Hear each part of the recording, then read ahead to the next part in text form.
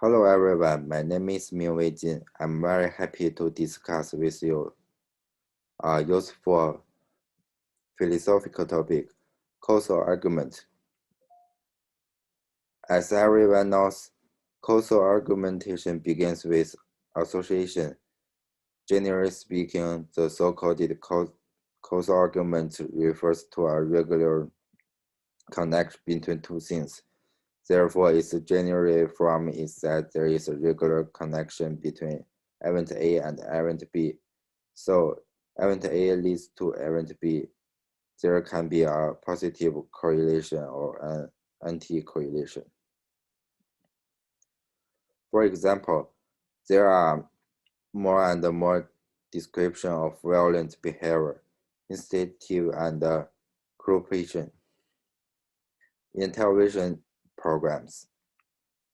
And society is becoming more and more wild, numb, and deprived. Therefore, TV is destroying our ethic. There is an example of a positive correlation. In the same way, if the more TV shows about violence, the society becomes more and more harmful, then there is an anti-correlation and it also has a kind of causality. So if there is no correlation, there must be no causality. There may be multiple explanations of an association. There is a system problem in the connective arguments for causality. That is, any connection may not have only one explanation, because if you just think of correlation of causality, you will make mistakes. There are three reasons. First, many associations are just coincidence, but the correlation alone connect pro the declaration of causation.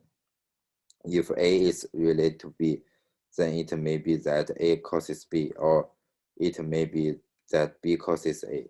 For example, confident people tend to be richer. So does self-confidence cause prosperity, or do wealthy people become more confident? Third, the association itself is only the appearance, and there are explanations that support both. In other words, A and B are related, but this relationship is actually dominated by C, and A and B themselves have no causal relationship. For example, the student sit in the front of the classroom learning better, but it's not the front of the classroom that leads to better learning. It's not that they are sitting in the front of the classroom because of better learning. It's because they love to learn more, which lead to their willingness to sit in the front and learning better. Among them, the third situation is the most overlooked.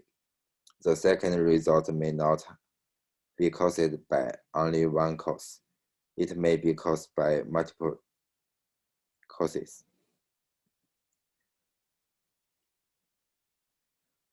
The causal argument is work toward the most likely explanation. Therefore, the challenge of the correlation-based argument lies in finding the most likely explanation. First of all, it's necessary to supplement the associativity clear and make it clear whether each potential explanation is reasonable. Here, I will give you a wrong example for your reference.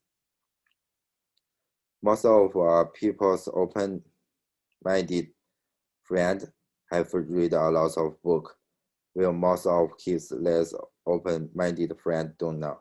So he concluded that reading makes people open their mind.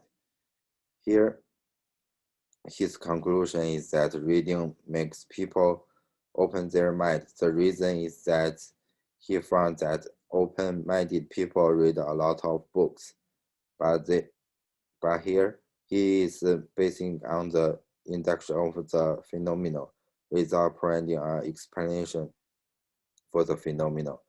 That is, why does reading make people open?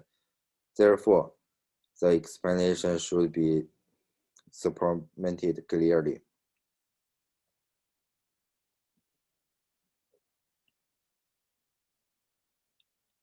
For example, because reading makes our thinking suffer from multiple explanations, the state of stubborn opinion will be weakened.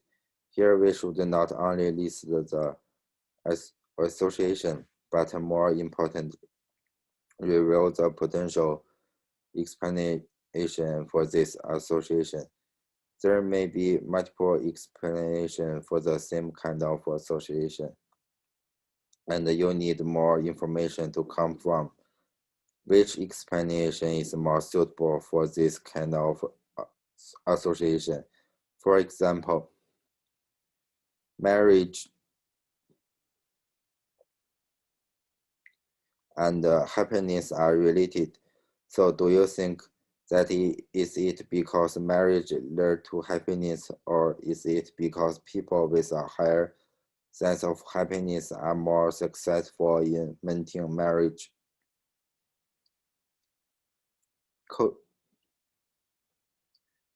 Causal arguments sometimes have very complicated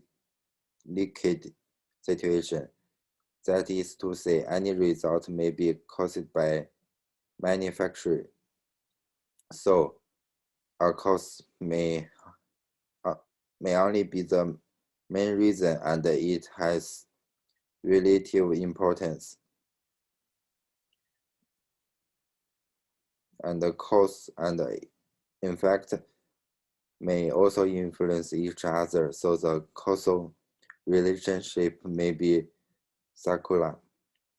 For example, reading encourages people to open their mind, which in turn encourage people to read.